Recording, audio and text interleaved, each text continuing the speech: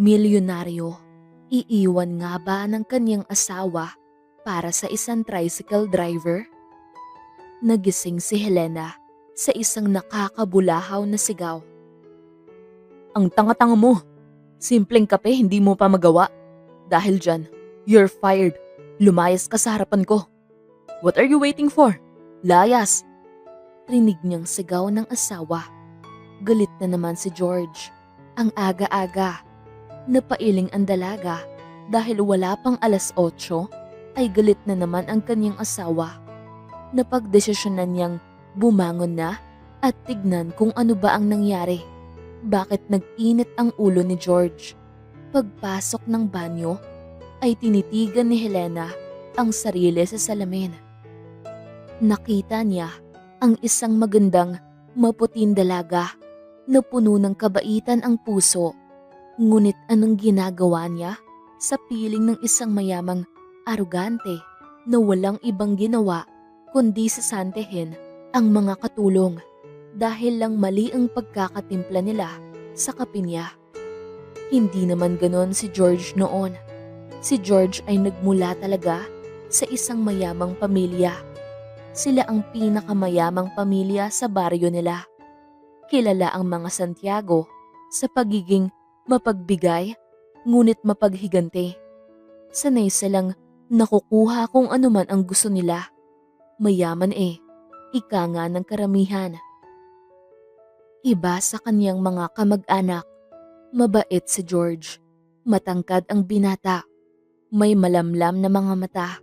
Makisig na itsura dahil sa maganda nitong pangangatawan. Marami ang naghahabol kay George saan man ito mapunta. Ngunit isa lamang ang natipuhan ng binata. Si Helena. Si Helena ay isang simpleng dalaga lamang noon. Siya ang pinakamagandang dalaga sa kanilang baryo nila noon. Maputi si Helena. Minsan nga'y napagkakamalan pa siyang isang model ng whitening products dahil sa kanyang kaputian.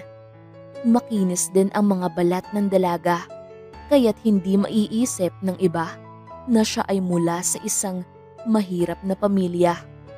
Bukod sa magandang muka at kutis ng dalaga, napakabuti rin ng puso nito. Kilala ito bilang maunawain, mapagbigay at matulungin.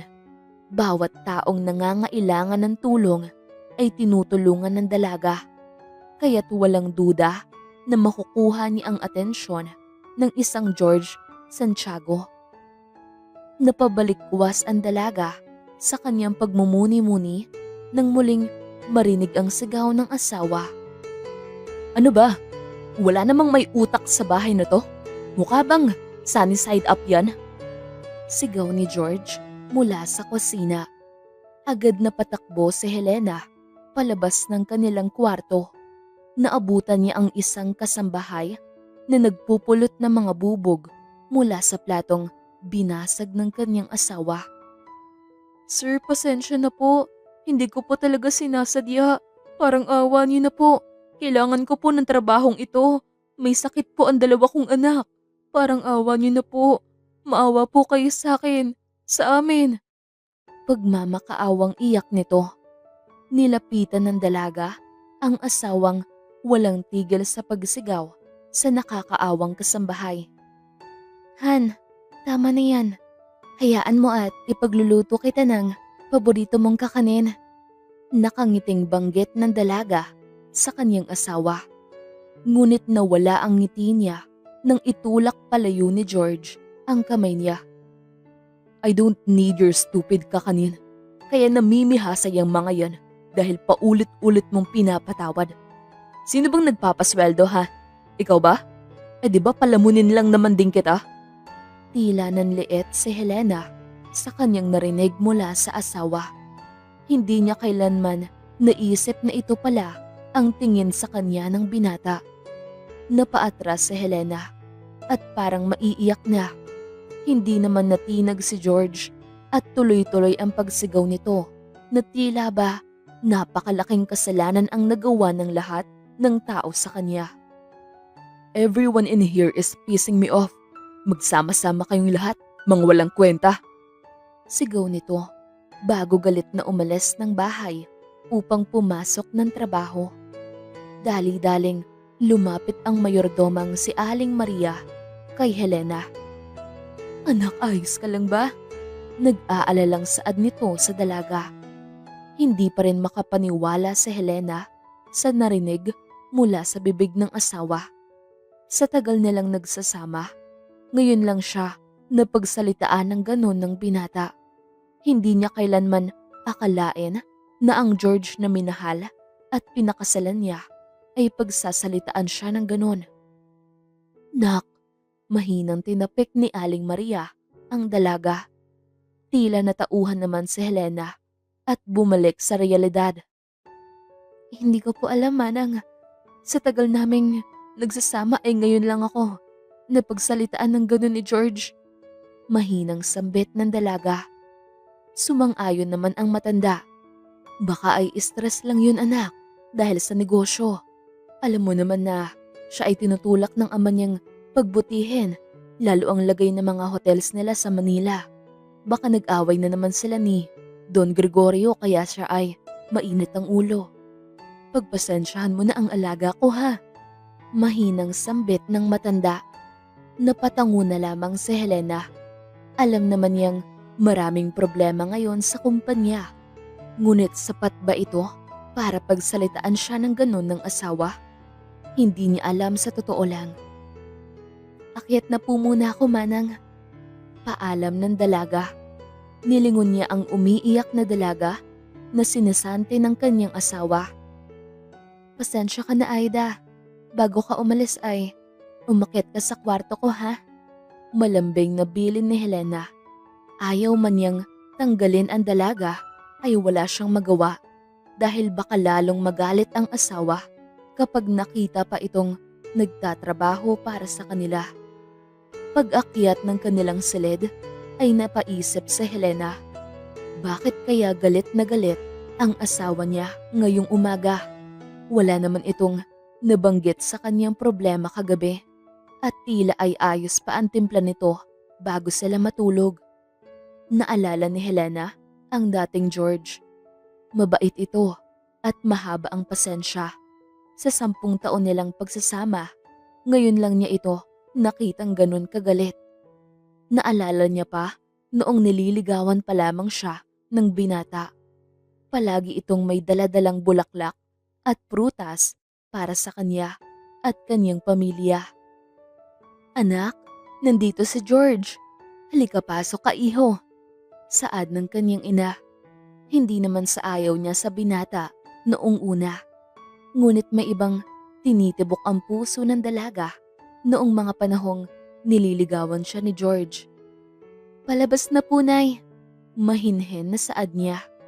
Pagkalabas ni Helena ng kanyang silid ay nakita niya si George na may dalang 2 dosenang rosas, 1 basket at 1 cake, ang paborito ng dalaga.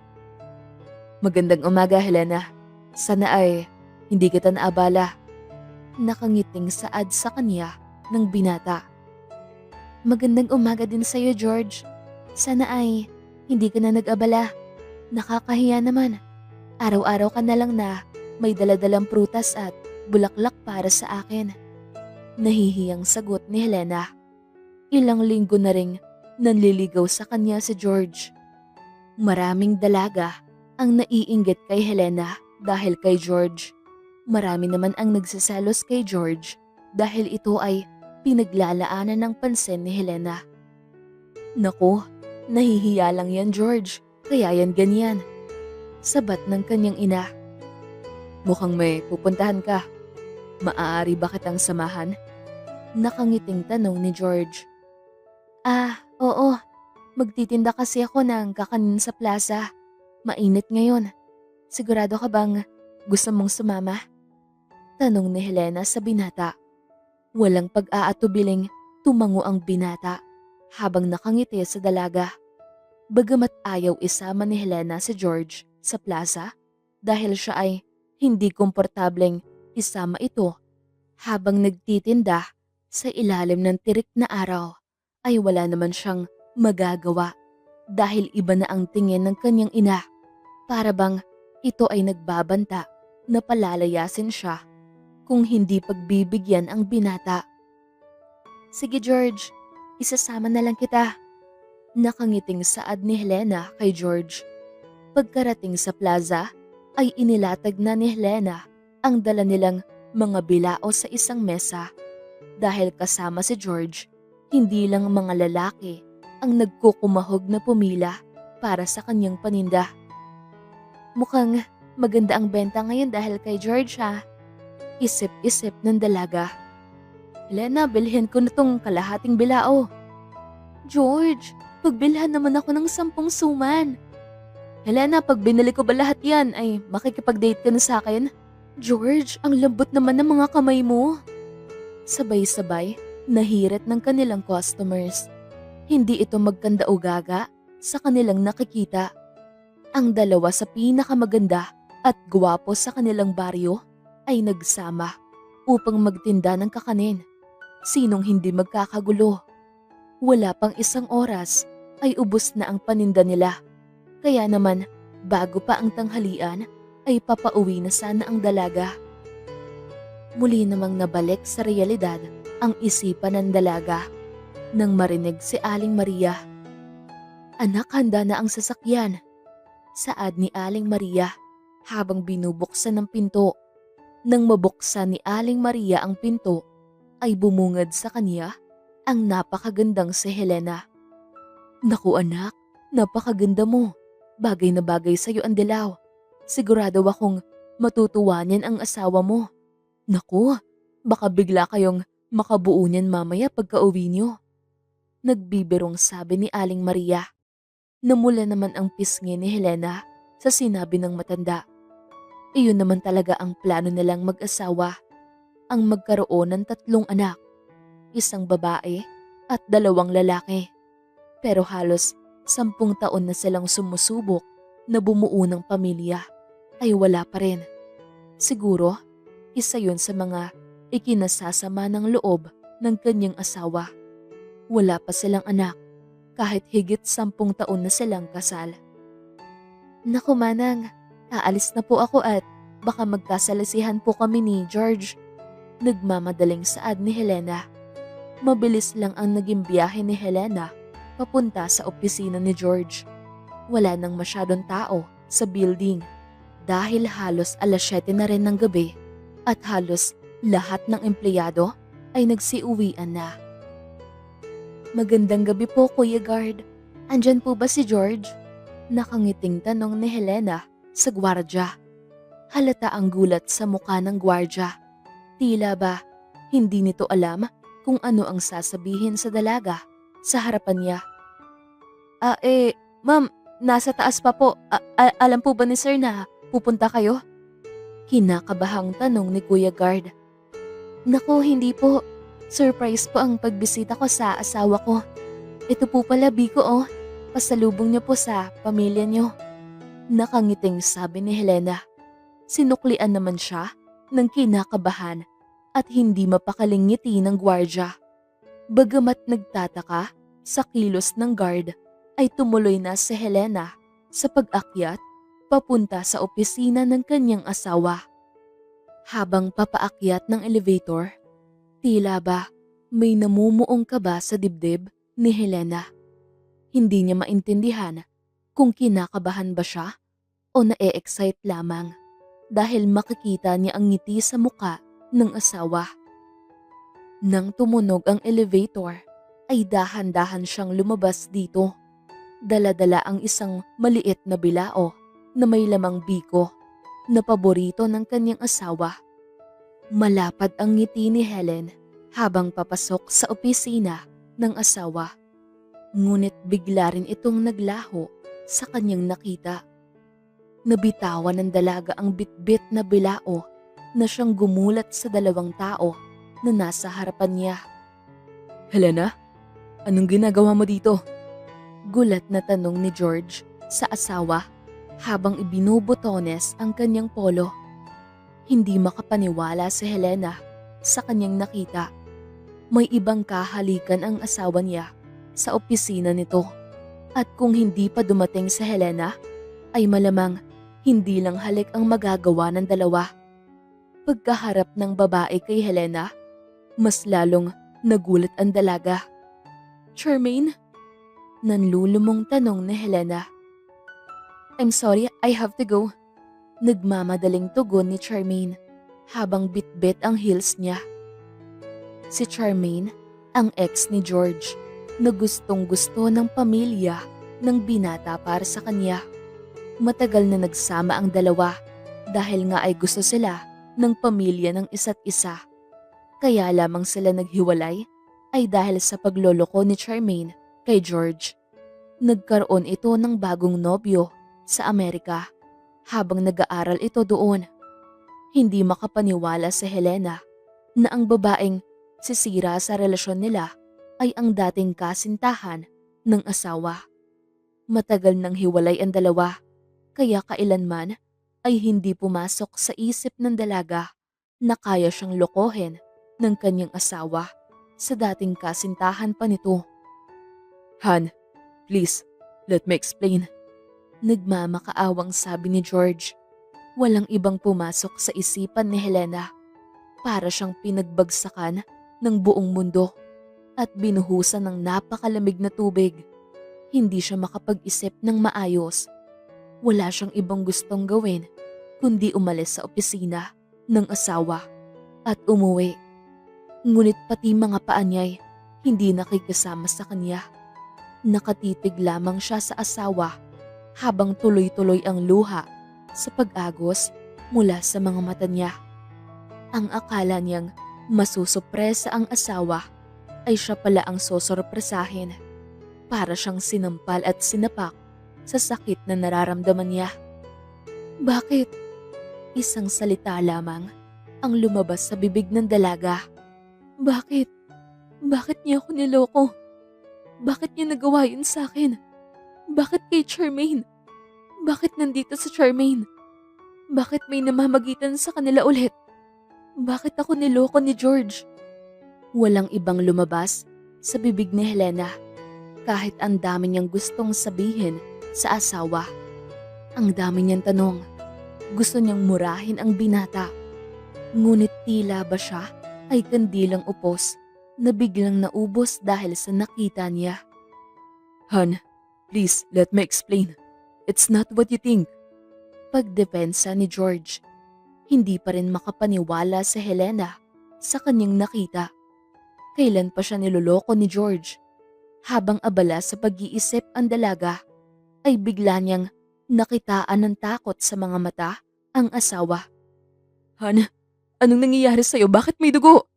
Nagpapanik na saad ni George habang nakatingin sa mga hita ni Helena.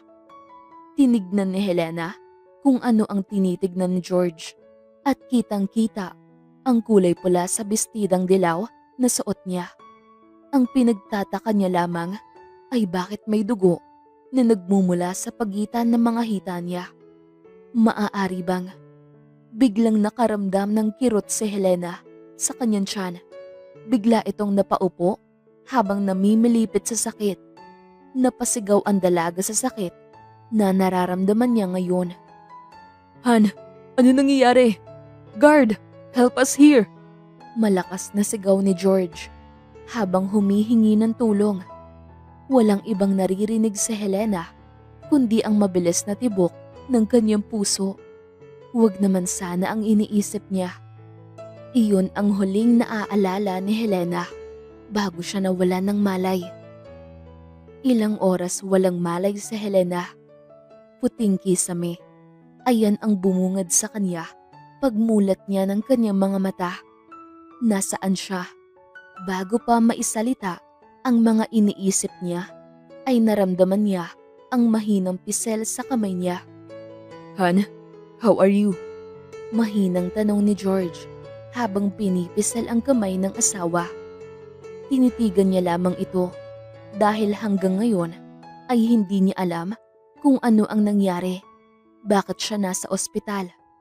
Nang mapagtanto ni George na hindi siya papansinin ng asawa, ay tinuloy niya ang sasabihin niya. "Han, you're here because you were..." Hindi maituloy ni George ang sasabihin dahil maging siya ay nasasaktan sa balitang nakuha nila. Bakit ako nandito, George? Malamig na saad ni Helena. Wala na siyang pakailam. Gusto na lamang niyang malaman ang rason kung bakit siya nandito. Bagamat nagulat si George sa tono ng pananalita ni Helena, ay sinagot niya ang tanong ng asawa. Han, alam mo ba na buntis ka? Bakit hindi mo sinabi sa akin? Nanlulumong tanong ng binata sa kanyang asawa. Natigilan si Helena. Hindi niya alam. Wala siyang ideya na nagdadalang tao na pala siya. Makukuha na pala sana ni George ang matagal na nilang pinapangarap. Ang bumuo ng isang masayang pamilya. I didn't know. Anong nangyari sa baby ko, George? Ayos lang ba siya? Naiiyak na tanong ni Helena sa asawa. Bakas ang lungkot sa mga mata ni George. Unti-unti itong umiling habang nag-uunahang pumatak ang luha sa kanyang mga mata. Parang sinaksak si Helena ng 1,000 kutsilyo sa dibdib nang makita ang pag-iling ng asawa. Wala na ang baby niya. Ang baby na hiniling at pinagdasal niya ng 10 taon. Wala na ang magiging Little Helena o Little George. Wala na ang pamilyang pinangarap nilang buuin. Hindi makapaniwala si Helena na dahil lang sa isang pagkakamali ng asawa niya ay mawawala ang pangarap niya ng 10 taon. Namuo ang galit at sakit sa puso ng dalaga. Gusto niyang saktan at murahin ang asawa. Ngunit tila naubusan siya ng lakas sa balitang narinig niya. Paano? Bakit? Kailan? Bakit hindi man lang niya nahawakan ang anak niya? Iyak ng iyak ang mag-asawa dahil sa natuklasan nila. Ang pinangarap nilang pamilya ay nawala lamang sa isang iglap dahil sa tukso, dahil sa isang pagkakamali. Nang tangkain ni George na muling hawakan si Helena, ay umiwas ang dalaga. Huwag mo akong hahawakan, George. Umalis ka muna, please. Ayaw kitang makita. Umiiyak na saad ng dalaga. Han, please. Gusto ko nandito ako para sa'yo. Please, nawalan din ako, Han. Nagmamakaawang saad ni George. Dahil sa'yo kaya nawala ang anak ko. Umalis ka na, please. Ayaw kitang makita, George. Nagngingit-ngit na saad ni Helena. Hindi niya alam kung kaya ba niyang kalimutan ang nagawang kasalanan ng asawa. Paano sila uusad kung nadungisan na ang maganda nilang pagsasama? Dahil sa hindi pag-ibo ng asawa sa kanya, ay napagdesisyonan ni George na ibilin na lang kay Aling Maria ang asawa. Nasasaktan din siya sa pagkawala ng anak, ngunit mas malaki ang kasalanan niya kay Helena para magpumilit pa. Alam niyang mali ang ginawa nila ni Charmaine, ngunit lalaki din siya at natukso lamang sa dating kasintahan. Pagkalabas ng binata ay tuluyan ng humagulgol ng iyak si Helena. Hindi niya na alam kung ano ang gagawin niya sa buhay niya. Una ay natuklasan niyang niloloko siya ng kanyang asawa at mayroon itong relasyon sa dati nitong kasintahan. Ngayon naman ay nawala ang baby na kay tagal nilang sinubukan at pinagdarasal. Tila ba wala nang nangyayaring tama sa buhay niya. Anak, ayos ka lang ba? Malungkot na tanong ni Aling Maria. Manang, umiiyak na saad ng dalaga. Agad-agad na lumapit ang matanda sa kanya at siya ay binigyan ng mahigpit na yakap. Iyak ng iyak si Helena sa balikat ng matanda. Tila ba siya ay parang naging bata na umiiyak dahil nadapa at nagkaroon ng malaking sugat sa tuhod. Ang pinagkaiba lang ay ang sugat na nasa puso niya ang napakalalim na hindi niya alam kung maghihilom pa ito. Matapos ang ilang minutong pag-iyak niya, biglang bumukas ang pinto at pumasok ang kanyang ina.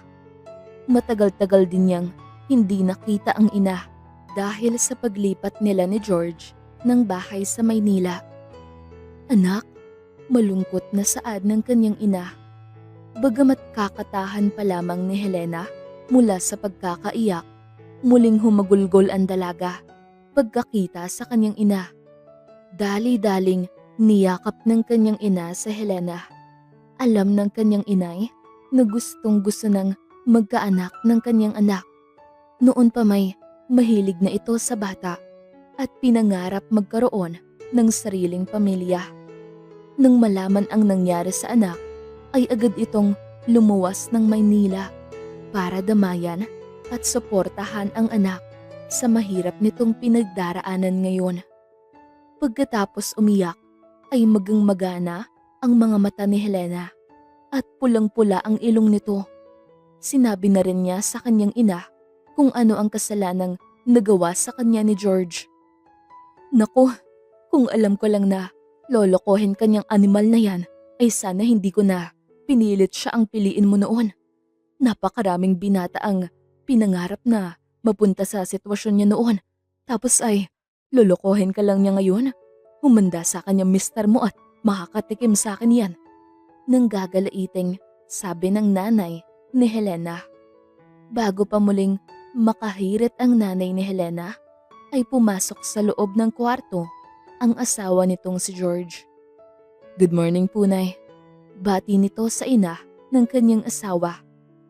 Tila naging maamong tupa naman ang kanyang ina at ngumiti ng malambing kay George. Nawala yata sa isip nito ang panlulokong ginawa ng binata sa kanyang anak. Magandang umaga, iho. Ang tagal nating hindi nagkita ah. Kamusta ka naman, anak? Malambing na tanong nito sa manugang. Walang ibang nagawa si Helena kundi ang mapairap sa naging asta ng ina. Akala ba niya ay makakatikim sa kanya si George? Bakit parang si George pa ang anak niya ngayon? Nag-usap sandali ang kanyang ina at si George. Parang nakalimutan na siya ng dalawa dahil abala ito sa pagkakamustahan. Matapos ang ilang minutong pag-uusap, nagpaalam ang kanyang ina at asawa dahil iuuwi muna ni George ang ina ng dalaga sa bahay nila upang makapagpahinga dahil malayo pa ang nilakbay nito para lamang makita kung ayos lang ba ang kanyang anak. Pagkaalis ng kanyang ina at asawa, muling natahimik ang kanyang silid. Nang tumahimik ang kanyang silid, doon niya muling naalala ang masasakit na pangyayari na nangyari sa kanya. Wala pang isang araw ang nakakalipas. Kakaiba talaga ang buhay. Sa isang buong araw lamang ay biglang nagbago ang buhay ni Helena. Ang akala niyang happily ever after ay biglang naging bangungot at ngayon ay ayaw na niyang magising. Muling namuo ang luha sa mata ni Helena nang maalala kung paano nawala sa kanya ang anghel na kanyang pinagdasal ng kay tagal. Paano na lamang nila maaayos ni George ang nasirang relasyon? Paano niya muling pagkakatiwalaan ang lalaking minahal at pinakasalan niya? Ilang araw pang nanatili si Helena sa ospital upang maobserbahan ng mga doktor. Nang masigurong okay na siya, ay pinauwi na siya upang doon na ituloy ang kanyang pagpapahinga. Hindi naman siya iniwan ng kanyang ina noong mga panahong nasa ospital siya. Habang tinutulungan niyang mag-empake ng mga gamit ang kanyang ina, biglang napaisip si Helena sa mga pangyayari sa buhay niya nitong mga nakaraang araw. Nay, sumama po kaya muna ako sa inyo sa probinsya? Tanong ni Helena sa kanyang ina. Ay naku, wag na.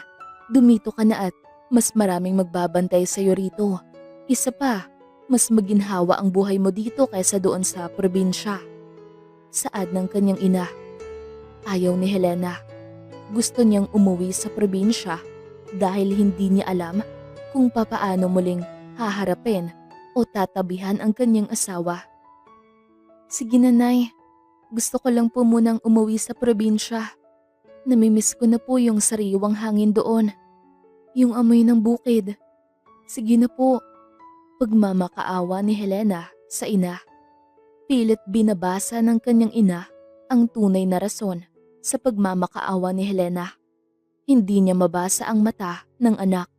Tila ba hindi nito masabi ang tunay na rason kung bakit ay gusto niyang umuwi ng kanilang probinsya. Magsabi ka nga sa akin ng totoo. Bakit gusto mong umuwi ng probinsya, ha? Pag-iintriga ng kanyang ina. Alam ni Helena na hindi siya papayagan ng kanyang ina na sumama kung hindi siya aamin sa totoong dahilan kung bakit niya gustong umuwi sa maliit nilang bahay sa probinsya at iwan ang mansyong ito sa Maynila.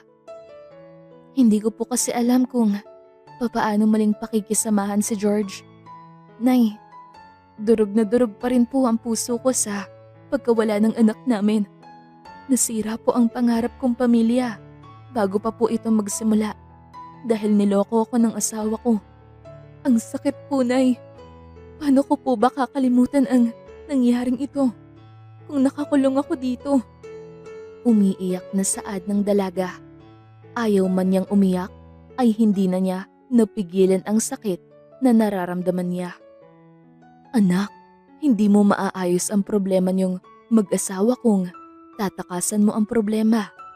Alam kong mahirap, pero sigurado ka ba na gusto mong lumayo sa asawa mo? Nag-aalalang tanong ng kanyang ina. Ayaw man iwan ng dalaga ang asawa, alam niyang hindi niya kayang makita ito dahil buo ang galit sa kanyang puso. Nawala ang anak niya dahil sa kahayupan ng asawa niya. Hindi niya alam kung papaano magsisimula muli. Mabagal na tumango ang dalaga sa kanyang ina. Mas mabuti pa nga siguro kung sasama muna siya sa kanyang ina upang makapag-isip-isip. O sige, mag-impake ka na. Ako na ang bahalang magpaliwanag sa asawa mo. Saad ng kanyang ina.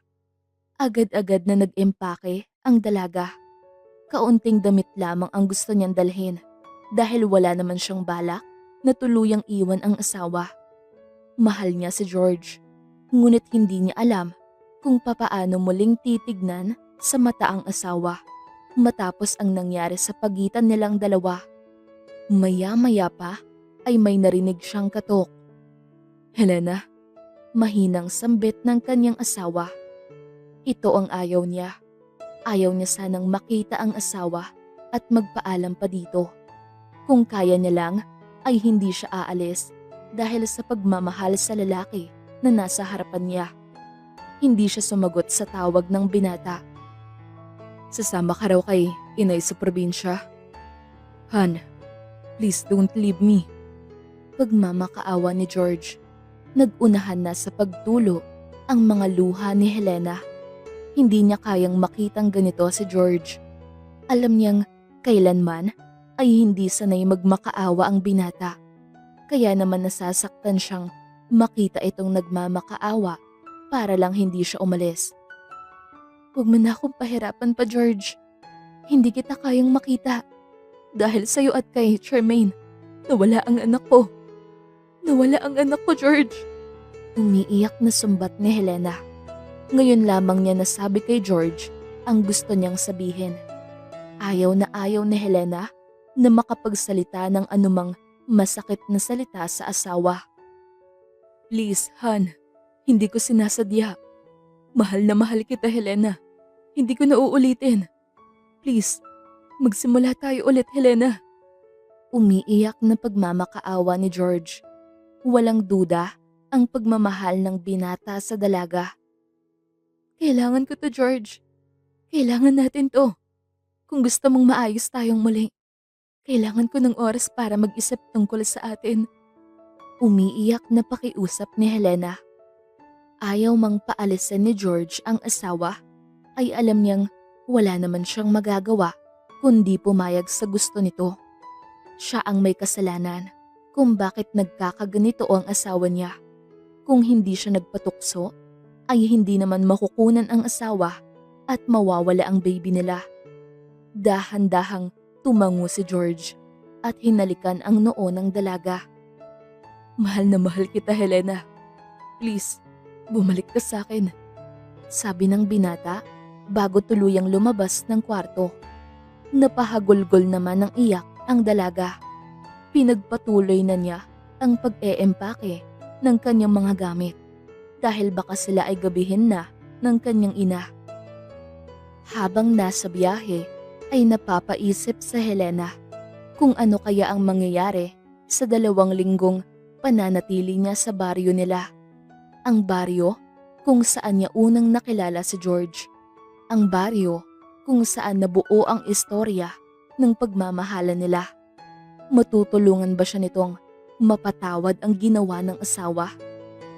Matapos ang halos 6 na oras na biyahe, ay nakarating na rin si Helena at ang kanyang ina sa baryo nila. Walang masyadong pinagbago dito, bukod sa iilang building na naipatayo sa plaza. Simple pa rin ang buhay ng mga tao rito, ang buhay na siyang kinalakihan ni Helena. Naku Helena, ikaw na ba yan? Tanong ng isa sa mga kapitbahay nila noon pa man. Lalo kang gumanda iha, mukhang hiyang sa'yo ang pagiging mayaman na, komento naman ng isa. Nahihiyang ngumiti na lamang ang dalaga. Kilala siya sa baryo nila noon pa man, pero mas nakilala siya noong nagpakasal sila ni George. Paano ba naman? Imbitado ang buong baryo sa kasal nila. Pagpasok sa kanilang bahay, ay agad niyang nakita ang litrato niya noong graduate siya ng high school. Pulbos lang at kaunting lipstick ang nakalagay sa kanyang muka. Kitang-kita ang kabataan at kagandahang taglay niya. Anak, ayos ka lang ba? Tanong ng ina. Opo, Nay.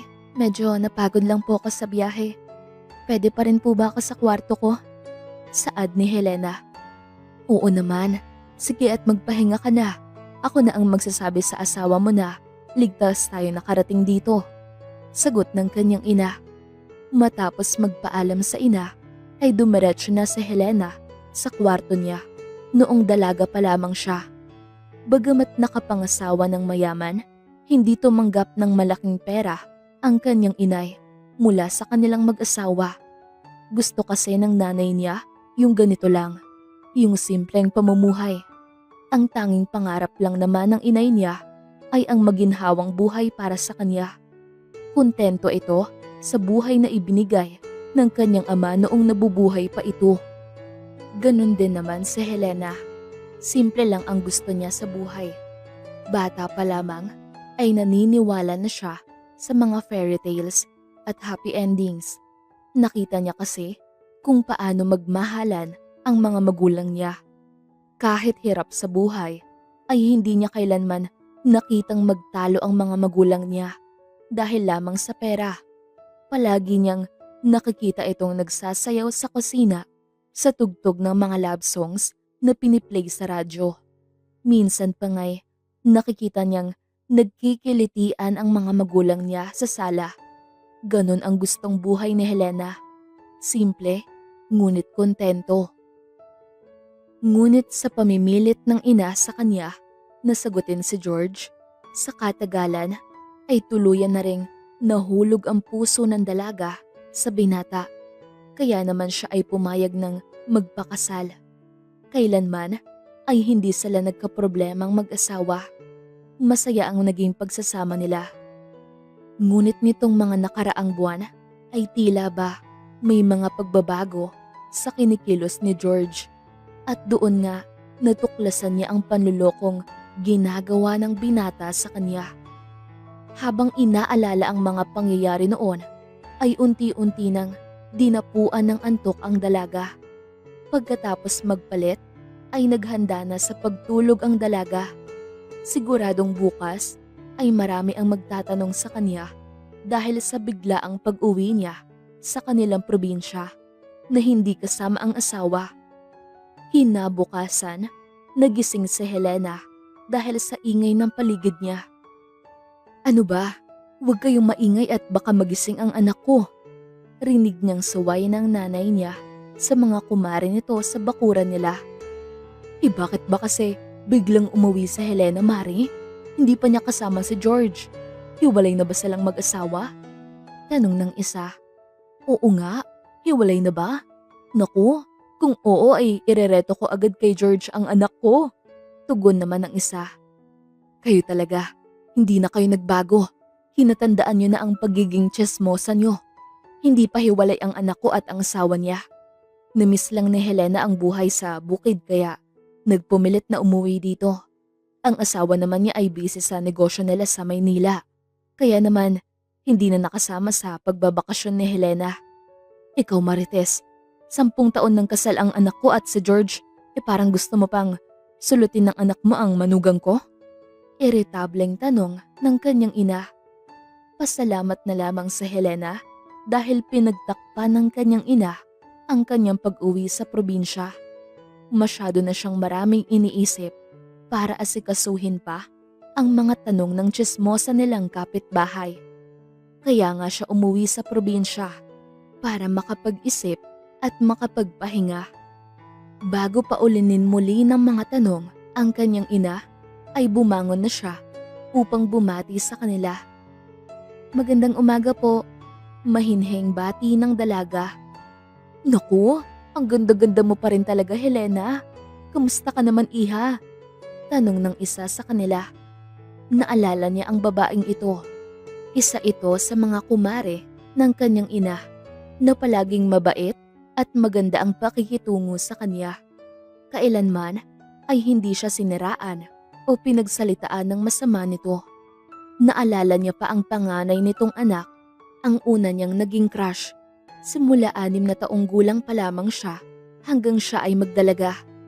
Dahil sa magandang pakikitungo sa kanya ni Aling Marta, ay alam niyang dito nagmana ang crush niya noong si Troy.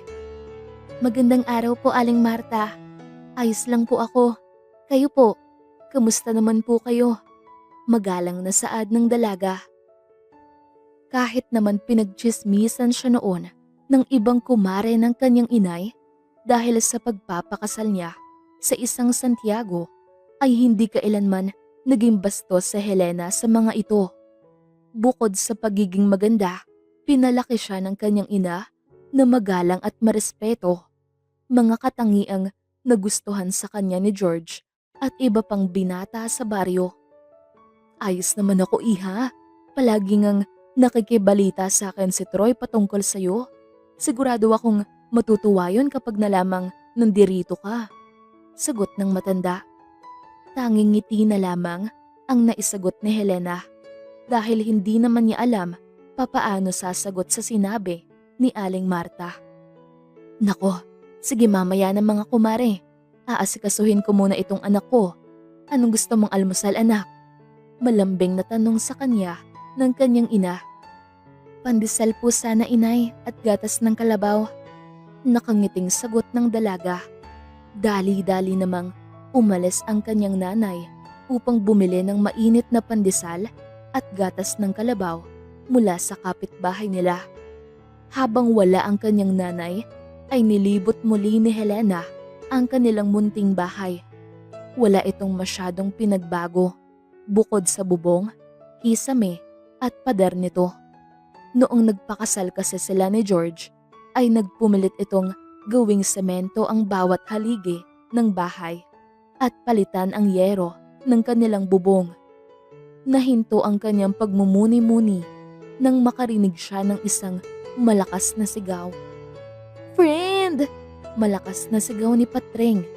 Napangiti naman ng malapad si Helena. Siya si Patricia o Patreng. Mula bata pa lamang sila ay siya na ang pinakamalapit na kaibigan ni Helena. Ito ang palaging nagtatanggol sa kanya laban sa mga babaeng palagi siyang inaasar at inaaway dahil sa inggit. Bagamat lumipat sila ng Maynila ni George matapos ang kasal, ay hindi naputol ang komunikasyon nila ni Patreng. Nanatili silang friends sa FB at may paminsan-minsang tawagan pa.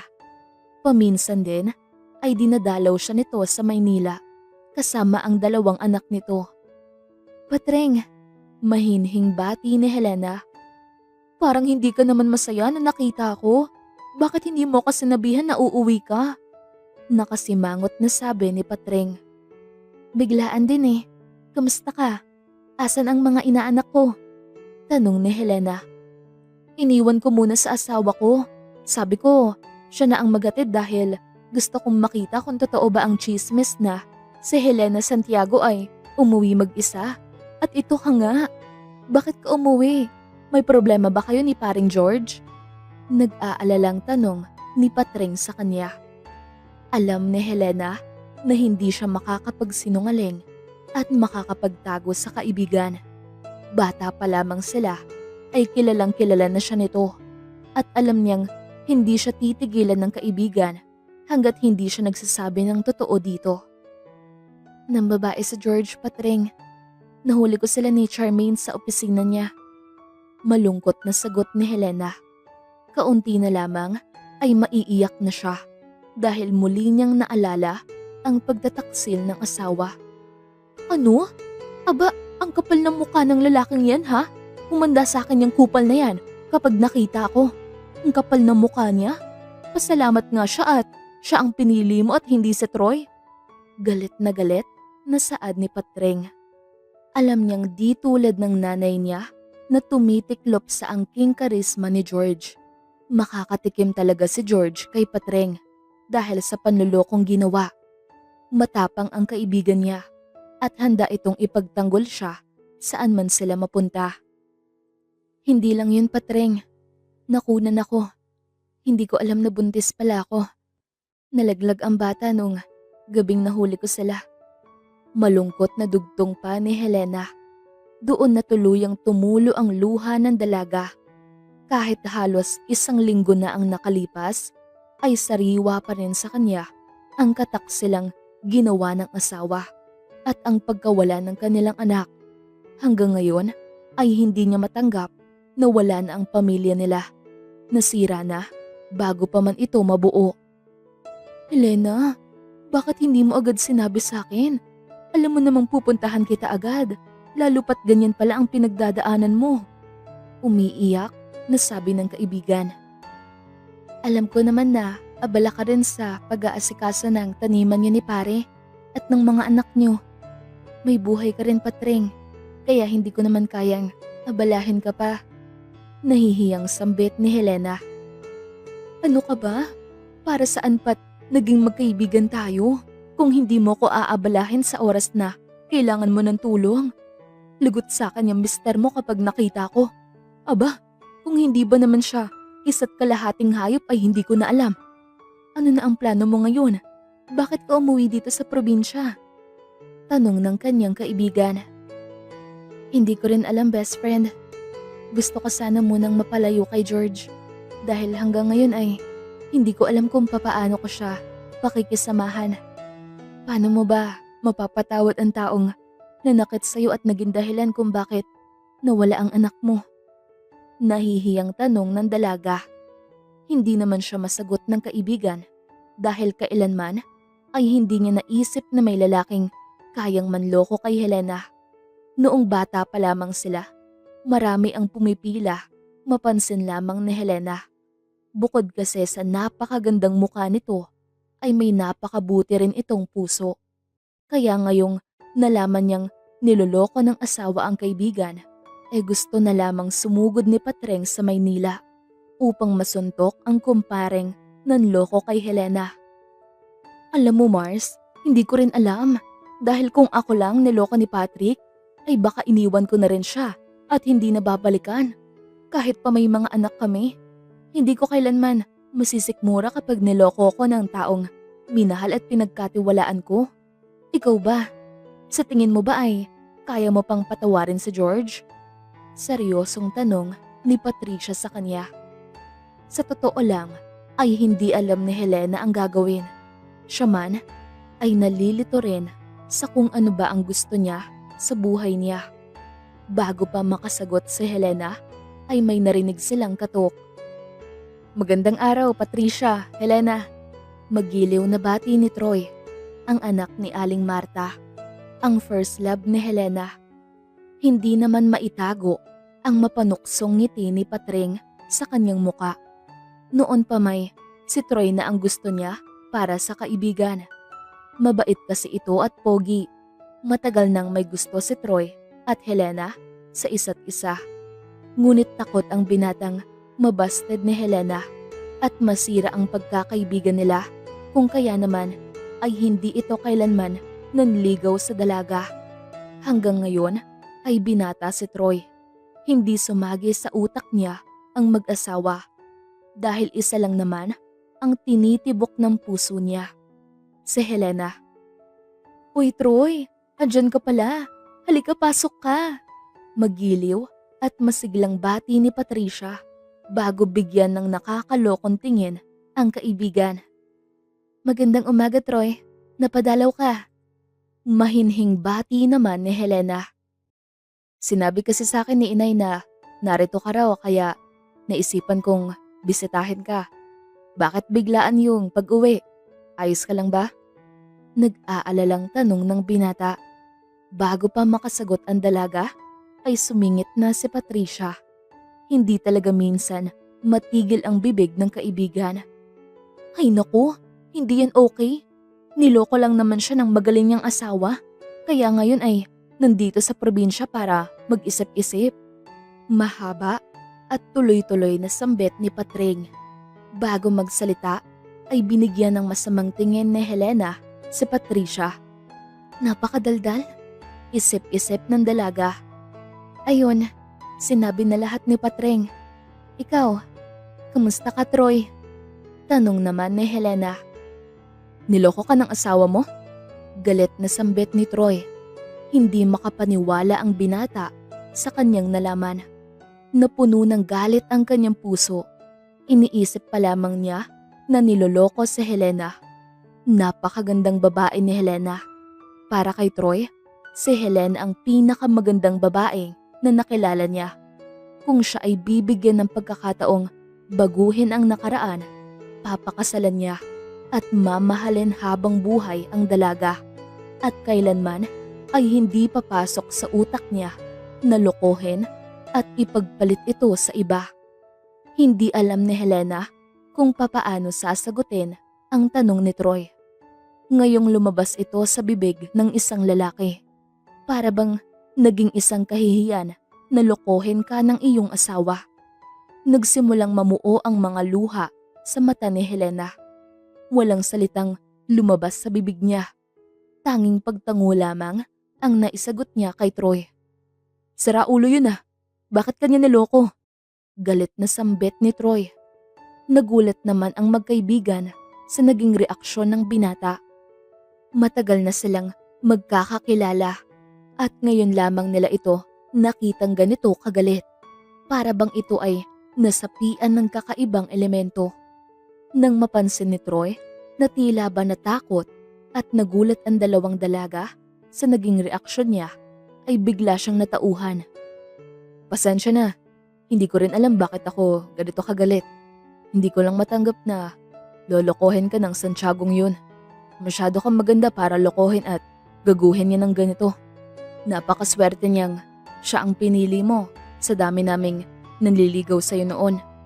Malungkot na saad ni Troy. "Namin?" Nalilitong tanong ni Helena sa kanyang isip. "Namin? Nanligaw ka ba dati kay Helena? Hindi naman ah." Intrimitidang sambit ni Patring. Buti na lamang ay tsismosa ang kaibigan. Hindi niya kailangang isaboses ang mga naiisip niya dahil naunahan na siya ni Patring sa pagtatanong. Ang ibig kong sabihin ay nilang nanliligaw sa'yo." Kinakabahan at kamot-ulong sambit ni Troy. Natatawa naman si Patricia sa naging reaksyon at sagot ni Troy. Higit 10 taon na ang nakakalipas, ay torpe pa rin ang binata, kaya naaagawan ng babaeng mahal na mahal hindi marunong pumorma. Sige Troy, sabi mo eh." Pabirong sabi ni Patring.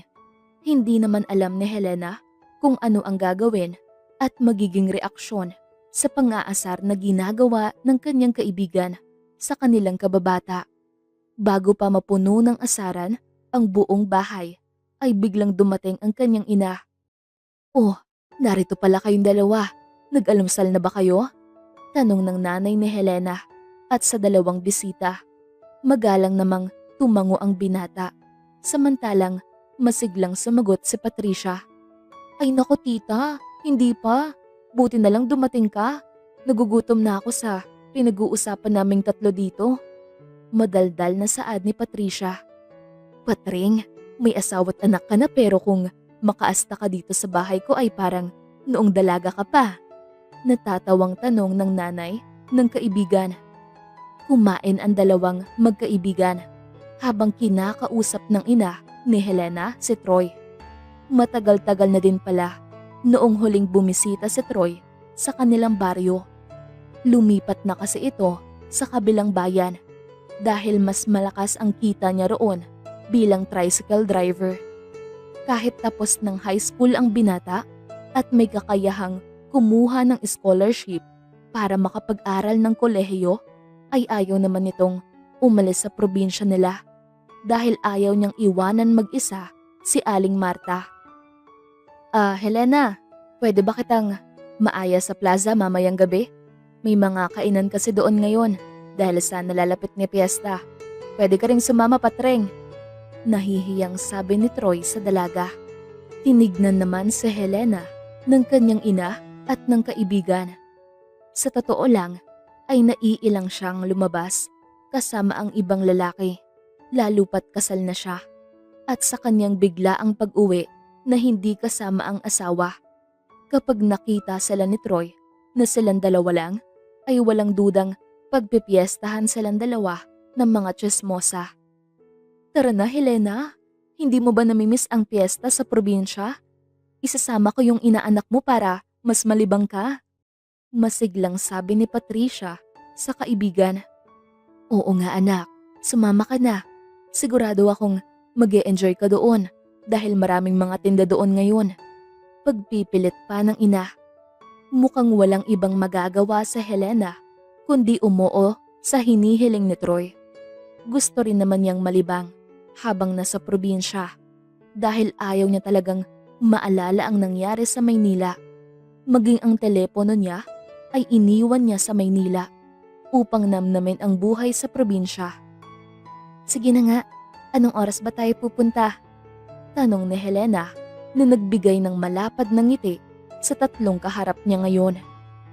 Pagsapit ng 7:00 ng gabi ay handa nang umalis si Helena. Suot ang isang bestidang pula na halos umabot na sa kanyang tuhod. Hindi na siya nag-abala pang maglagay ng kahit anong kolorete sa muka at mag-ayos ng buhok. Hinayaan na lamang niyang nakaladlad ang mahaba at unat na buhok at nagdala ng panali kung sakaling mainitan siya mamaya. Maya-maya pa ay narinig na niya ang katok at sigaw ng kaibigan mula sa labas. "Helena, halika na. Baka marami ng tao sa bayan kung mamaya pa tayo aalis." Malakas na sigaw ni Patricia. Pagkatapos magpaalam sa ina, ay lumabas na si Helena. Nakita niya ang pagkamangha sa mga mata ng binata. Nahiya naman siya sa kanyang naisip at sumakay na lamang sa tricycle ni Troy, katabi ni Patreng sa loob. Malapit lang ang plaza sa bahay nila, kaya naman ilang minuto lang ang naging biyahe nila. Pagkarating sa plaza, ay kitang-kita agad ang kinang ng mga ilaw sa paligid.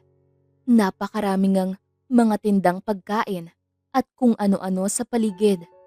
Kahit pasado 7:00 na ng gabi, ay marami pa ring mga batang nagtatakbuhan sa paligid. Maging ang anak ni Patricia ay gusto nang makitakbo sa mga bata habang hinahabol ang mga bubbles mula sa nagbebenta nito. "Gusto mo ba ng bubbles, Levi?" Malambing na tanong ni Troy sa bata. Mabilis at sunod-sunod naman itong tumango. Tila natunaw naman ang puso ni Helena sa kanyang nakita.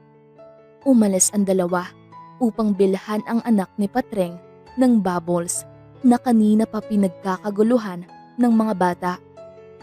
Alam mo, kung si Troy siguro ang nakatuluyan mo ay may Little Helena at Little Troy na kayo ngayon. Mapanuksong sambit ng kaibigan. Noon pa man ay alam na ni Helena na boto ang kaibigan kay Troy. Ayaw kasi ni Patricia kay George dahil may pagkaarugante ito at mainitin ang ulo. Alam mo, 10 taon na akong kasal sa asawa ko at masaya naman kami. Depensa ni Helena. Masaya ka ba talaga? Tanong ng kaibigan. Doon natahimik si Helena. Masaya naman talaga sila. Kaya nga't hanggang ngayon ay hindi niya alam kung bakit nagloko ang asawa niya. Ay naku best friend, wag mo na munang isipin ang kupal mong asawa. Mag-enjoy na lamang tayo dito sa plaza. Ang daming pagkain oh. May bibingka pa doon at puto bumbong. Masiglang sabi ni Patricia sa kaibigan. Ginawa naman yun ni Helena. Marami silang nakaing magkakaibigan sa plaza. Iba't ibang kakanin, street foods, inihaw at sorbetes. Umuwi si Helenang busog at masaya ang puso. Naunang inihatid ni Troy sila Patricia dahil tulog na ang anak nito at mas malapit ang bahay nila Troy at Helena. Nang makarating sa tapat ng bahay nila Helena, ay nagpaalam na ang dalawang magkaibigan. Salamat Troy ha. Nag-enjoy ako ngayong gabi.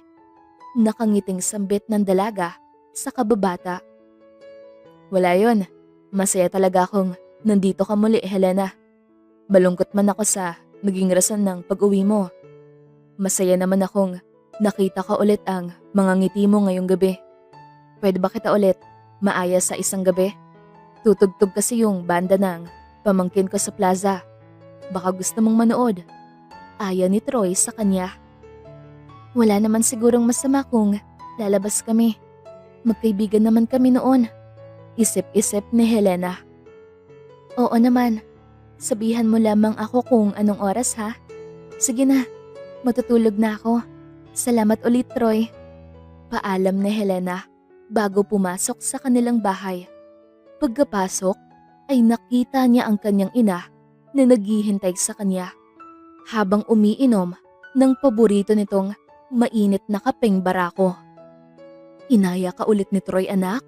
Mukhang mapapadalas ang labas niyo habang naririto ka ha? Sambit ng ina. Hindi alam ni Helena kung ano ang ibig sabihin ng kanyang ina sa tono ng pananalita nito.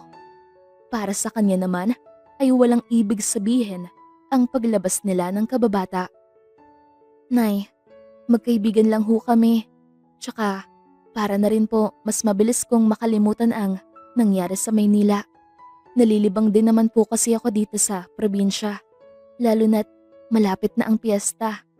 Depensa ni Helena. Tanging pagtango lamang ang naisagot ng kanyang ina. Hindi naman lingid sa kaalaman ng ina ni Helena na may gusto ang binata sa anak niya. Alam niyang matagal nang gusto ni Troy ang anak. Mga bata pa lamang sila. Ang kaso nga lang ay kasal na ang anak niya ngayon at sa isang Santiago pa. Malaking pamilya ang babanggain ng anak niya kung sakali. At yun ang ayaw niya, ang mapahamak ang anak. 2 linggo lang naman talaga ang plano ni Helena. Ngunit na-enjoy niya ang pananatili sa probinsya at walang duda na ito ay nakatulong sa kanyang pag-iisip. Sa loob ng halos 1 buwan niyang pananatili ay halos araw-araw silang lumalabas ni Troy. Iginagala siya nito sa mga dating lugar na madalas nilang puntahan noong sila'y mga bata pa. Madalas ay silang dalawa lang ang magkasama dahil abala si Patreng sa mga anak nito at kanilang kabuhayang mag-asawa. Sa palagian nilang pagsasama ni Troy, hindi maipagkakaila ni Helena na mayroon na siyang kaunting nararamdaman para sa binata. Alam niyang mali ang nararamdaman. At kung patatagalin pa niya ito, ay baka mapagdesisyonan niya ng iwan ang asawa dahil sa panloloko nito at pagkawala ng kanilang anak. Kung kaya naman Matapos ang isang buwan, napagdesisyonan ng umuwi ni Helena ng Maynila. Kailanman ay hindi niya nakausap ang asawa sa isang buwan niyang pananatili sa probinsya. Bagamat lito sa gustong mangyari sa kanyang buhay, napili ni Helenang bumalik sa Maynila upang subuking ayusin ang nasirang pagsasama nila ng asawa.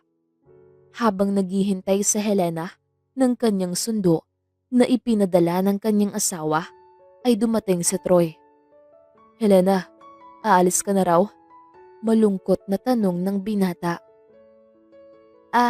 Oo Troy. Babalik na ako sa Maynila para maayos na namin ni George ang pagsasama namin. Sagot ni Helena. "Paano ako?" Tanong ni Troy. Hindi makasagot si Helena dahil hindi niya alam kung paano magpapaalam sa binata. Sa isang buwan nilang pagsasama sa probinsya, tila ba siya ay nagbalik noong mga panahong palihim niyang iniibig si Troy. Si Troy naman talaga ang pinangarap niya noong bata pa lamang siya. Hindi niya kailanman pinangarap na magkaroon ng marangyang pamumuhay. Gusto lamang niya yung simple, ngunit masaya at kontento. Kaso, hindi naman kailanman umamin ng nararamdaman niya si Troy sa kanya. Kaya naman noong sinabi ng ina na pagbigyan si George, ay umuo na rin siya. "Troy, kasal ako."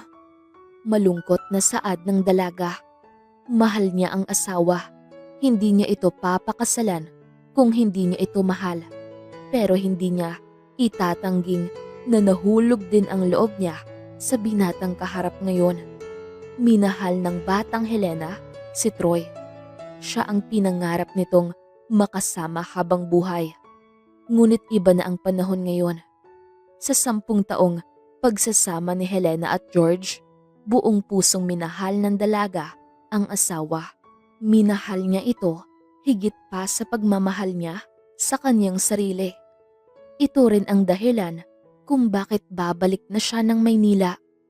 Alam niyang walang araw na hindi tumatawag si George sa kanyang ina upang kamustahin lamang siya. Alam niyang gusto na ng asawa niyang umuwi siya, ngunit nirerespeto nito ang desisyon niya. Miss na ni Helena si George. Kahit alam niyang mahirap kalimutan at isantabi ang pagkakasalang ginawa ng asawa. Alam niya sa sarili niyang si George pa rin ang uuwian niya. "Hindi mo ba ako mahal? Hindi mo ba ako minahal?" Naiiyak na tanong ni Troy. Nasasaktan si Helenang makitang nasasaktan ang kanyang kababata. Ayaw niyang makasakit ng tao, pero kahit pagbali-balik ta rin pa ang mundo, kasal siya at mahal niya ang asawa niya. "Mahal kita Troy, pero hanggang kaibigan lamang yun. Oo, minahal kita noong mga bata pa tayo. Ikaw ang ginusto kong makasama noon.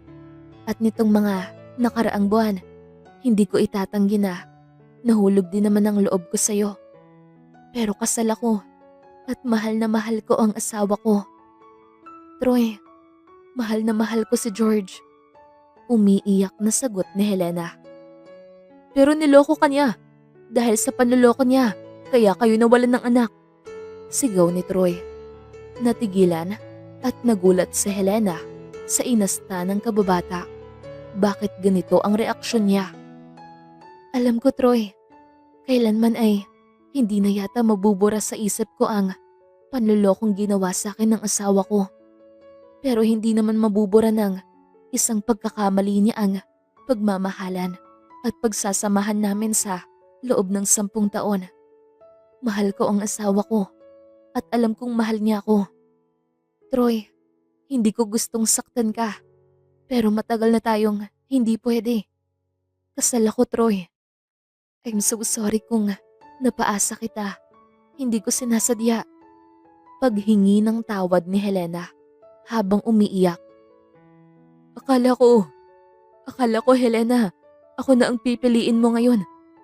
Akala ko kapag pinakita ko sa'yo kung ano ang kaya kong ibigay sa'yo, Akala ko ako na ang pipiliin mo at iiwanan mo na ang asawa mo. Sagot ni Troy habang umiiyak.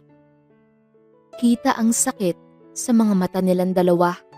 Mahirap mang aminin, ngunit kailanman ay hindi dumating ang tamang pagkakataon para sa kanilang dalawa. Kahit paminahal nila ang isa't isa noong mga bata pa lamang sila. At alam nilang totoo ang nararamdaman nilang pag-ibig noon para sa isa't isa. Hindi sila nagkaroon ng lakas ng loob upang aminin ito sa isa't isa. Naduwag sila noon at ngayon ay hindi na sila pwedeng magkatuluyan pa. I'm so sorry, Troy. Umiiyak na sabi ni Helena. Iyak lamang sila ng iyak. Hindi alam ni Helena kung ilang minuto o oras silang umiiyak. Ang alam lang niya ay nasasaktan niya si Troy ngayon. Nasasaktan niyang muli ang kaibigan sa muling pagpili niya kay George.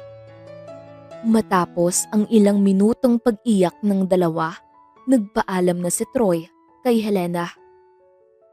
Alam ko naman na hindi na pwede, Helena. Mali ko rin na umasa pa ako. Mahal kita, Helena.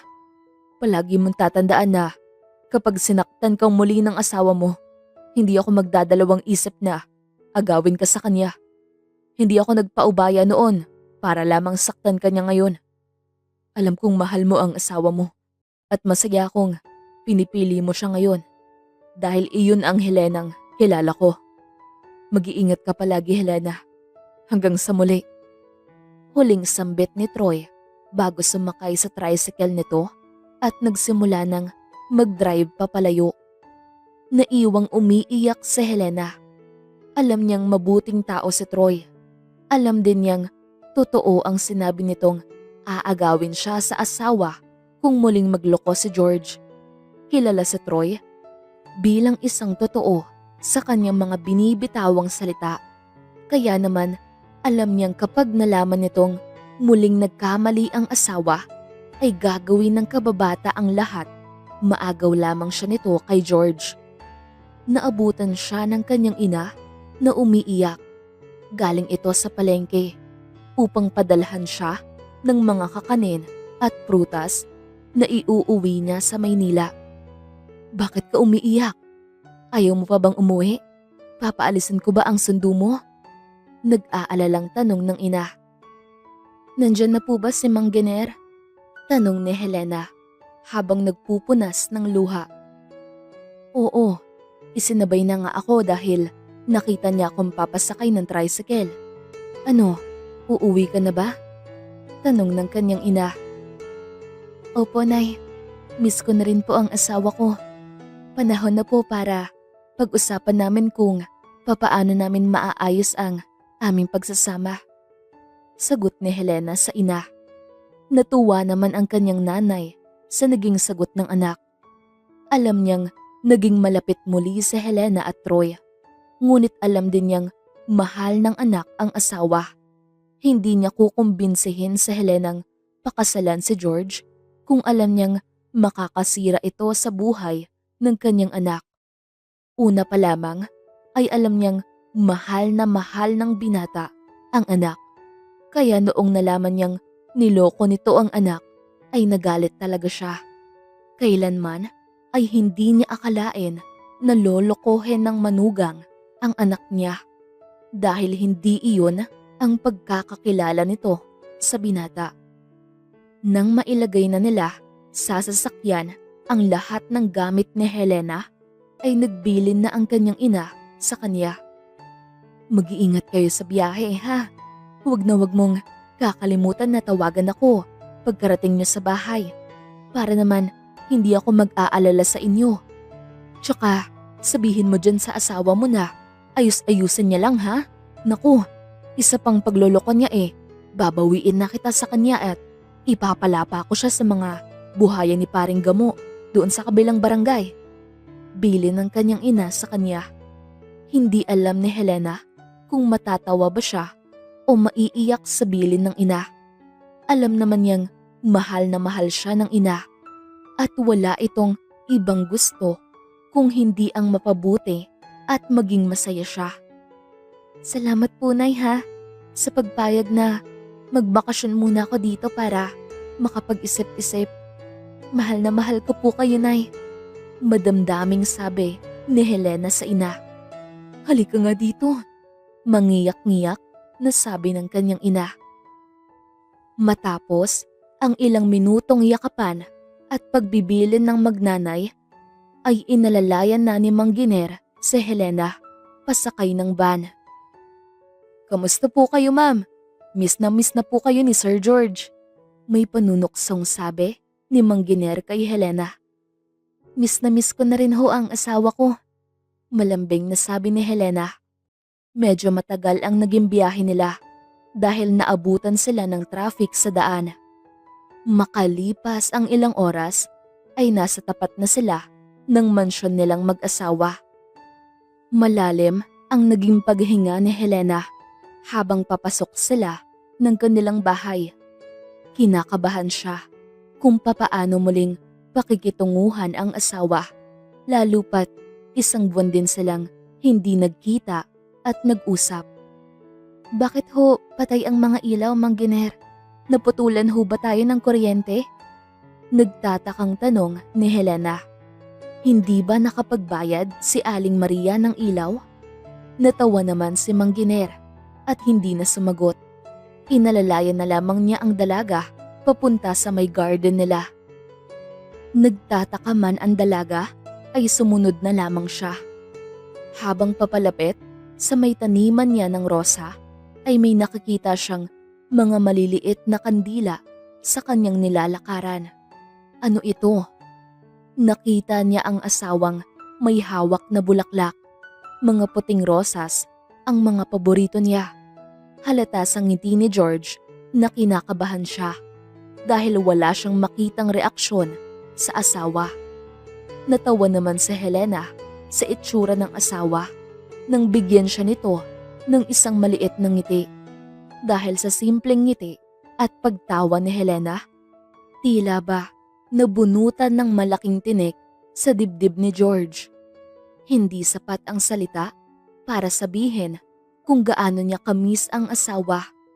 Namiss niyang makita ang magagandang ngiti ng asawa. Namiss niya ang malambing na tinig nito. Namiss niya ang presensya ng asawa sa bahay nila. Kaunti na lamang ay papaiyak na si George dahil sa sayang nararamdaman niya.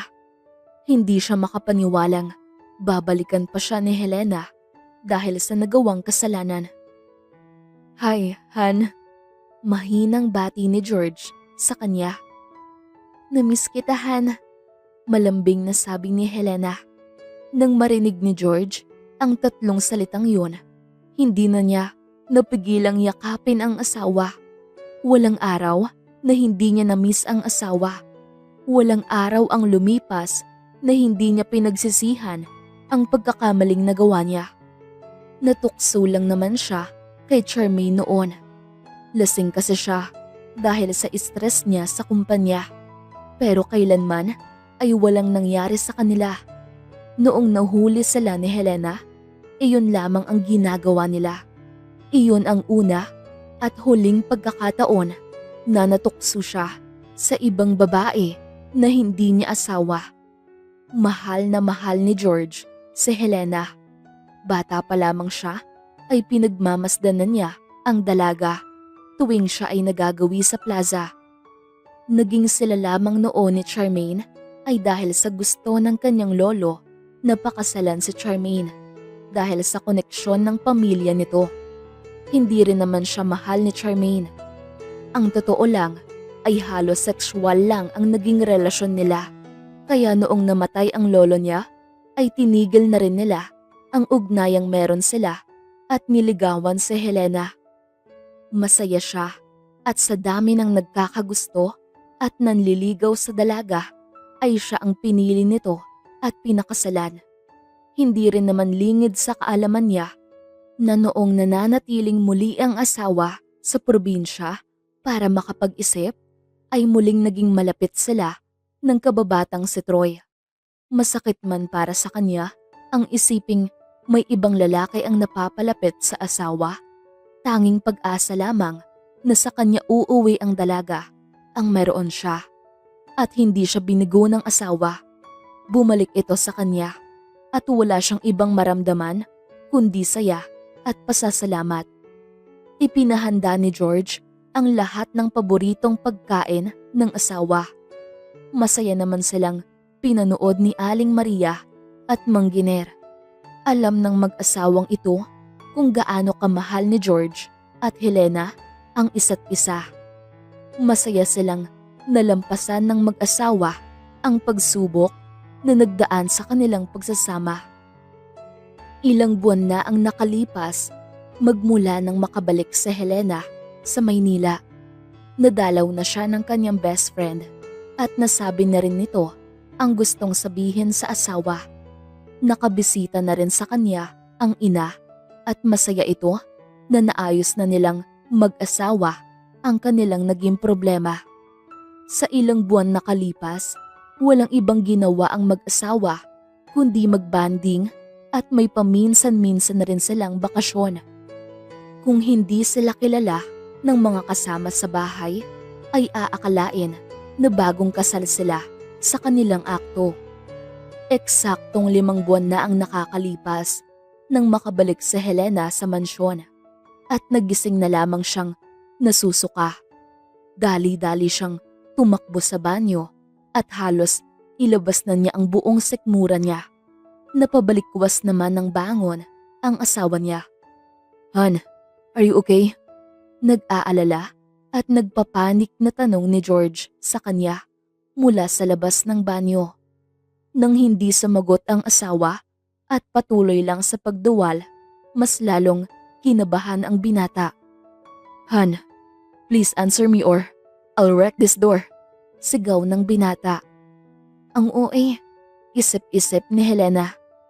"I'm okay," sagot niya sa asawa upang makampante na rin ito. Bago lumabas, ay naisipan niya munang kumuha ng isang test upang masiguro na tama ang hinala niya. Ilang araw na rin kasing panay ang sakit ng ulo niya at pagkahilo. Nang makita ang resulta, hindi maitago ni Helena ang saya at nagsimula na siyang maiyak. Narinig naman ito ng asawa na matyagang naghihintay sa kanya sa labas. Han, why are you crying?" Nagpapanik na tanong ni George. Pagkabukas ng pinto ni Helena, ay bumungad sa kanya ang nag-aalalang muka ng asawa. Wala siyang ibang sinabi sa asawa. Kahit baka sa mukha nito ang pagtataka kung bakit siya umiiyak. Imbes na sabihin sa asawa ang rason kung bakit siya umiiyak, iniabot niya sa asawa ang maliit na hugis parisukat. Natulala si George sa kanyang nakita. Totoo ba to? Dininig na ba ng Diyos ang mga dasal nilang mag-asawa? You're pregnant?" Hindi makapaniwalang tanong ni George. Tanging pagtango lamang ang nagawa ni Helena habang umiiyak. Hinila niya palapit sa kanya si Helena at niyakap ng mahigpit ang asawa. Buntis sa Helena, makakabuo na sila ng pinangarap nilang pamilya. Walang paglagyan ang kasiyahan ng mag-asawa. Dininig muli ng Diyos ang panalangin nila. Masisimulan na nila ang pangarap nilang dalawa. At sa pagkakataong ito, sisiguraduhin ni George na kailanman ay hindi na mawawala sa kanila ang pangalawang anghel na ipinagkaloob sa kanila. "I love you, Helena. You're going to be the best mom," sambit ng asawa bago hinalikan sa noo si Helena. Mahal na mahal kita, George. I can't wait to build this family with you," sagot naman ni Helena. Bagamat malaki ang nagawang pagkakamali ni George sa asawa, pinatunayan ni Helena na ang pagmamahal niya kay George ay nag-uumapaw. Hindi madaling patawarin at kalimutan ang mga nangyari sa pagitan nila. Ngunit napatunayan ng kwentong ito na ang pag-ibig ay mapagpatawad. Kahit sa pinakamahirap at pinakamasakit na sitwasyon, pipiliin ng nagmamahal na puso ang patawarin at pagbigyan ang taong minamahal nito ng buo. Katulad na lamang ng pagpapatawad na ginawa ni Helena kay George. At ngayon nga ay nabigyan muli sila ng tsansang buuin ang pamilyang kay tagal nilang ipinagdasal. Napatunayan ni George at Helena na ang kanilang pag-ibig para sa isa't isa ay buo at totoo.